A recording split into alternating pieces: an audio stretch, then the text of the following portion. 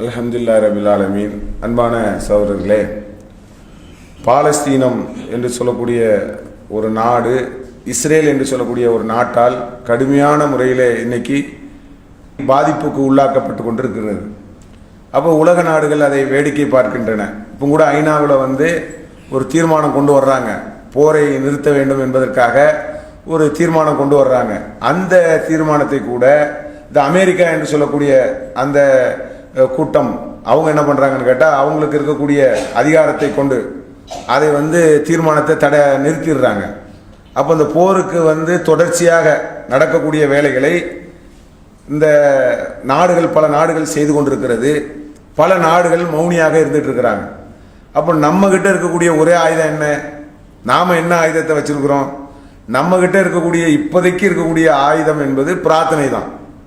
அல்லாஹ் நமக்கு என்ன சொல்லியிருக்கிறான்? என்னை நீங்க அலைங்கிறான். தனக்கு தானே தீங்கிழைத்து கொண்ட அல்லாஹ்வின் நல்லடியார்களே, அல்லாஹ்வினுடைய அருளில் நீங்கள் நம்பிக்கை இழந்துடாதீங்கிறான் அல்லாஹ். அதே மாதிரி இறை மறுப்பாளர்களை தவிர அல்லாஹ்வின் அருளில் யாரும் நம்பிக்கை இழக்க மாட்டார்கள் அப்படின்னு சொல்லி அல்லாஹ் குர்ஆன்ல சொல்லி காட்டுறான். அப்போ நீங்க அந்த பாலஸ்தீனத்தில் நடக்கக்கூடிய நிகழ்ச்சியெல்லாம் பாருங்க.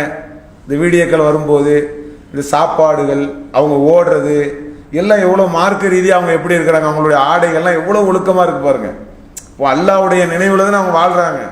அப்போ இறை நினைவில் வாழக்கூடியவர்கள் எவ்வளோ சோதனைக்கு உள்ளாக்கப்படுகிறார்கள் என்று நம்ம யோசிக்கணும். அல்லாஹ் குர்ஆன்ல சொல்லி காட்டுறான், உங்களுக்கு முன் சென்றவர்களுக்கு ஏற்பட்டது போல உங்களுக்கு ஏற்படாமல் சொர்க்கம் சென்று விடலாம் என்று நீங்கள் நினைக்கிறீர்களா? அவர்கள் அல்லாஹ்வினுடைய உதவி எப்போது வரும் என்று அலைக்கழிக்கப்பட்டார். இன்னைக்கு வந்துராதா, நாளைக்கு வந்துராதா என்று அவர்கள் அலைக்கழிக்கப்பட்டார்கள். அல்லாஹ்வினுடைய உதவி மிக அருகில் இருக்கிறது என்று சொல்லி இறைவன் நமக்கு சொல்லி காட்டுகிறான்.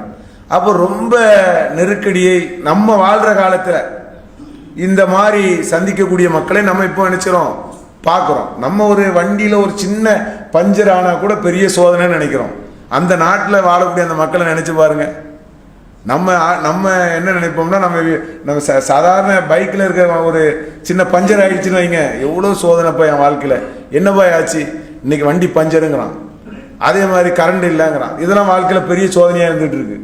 அதுங்க நாடு வாழவே முடியலை, அவ்வளவு சோதனைகளை அவர்கள் சந்தித்து கொண்டிருக்கிறார்கள்.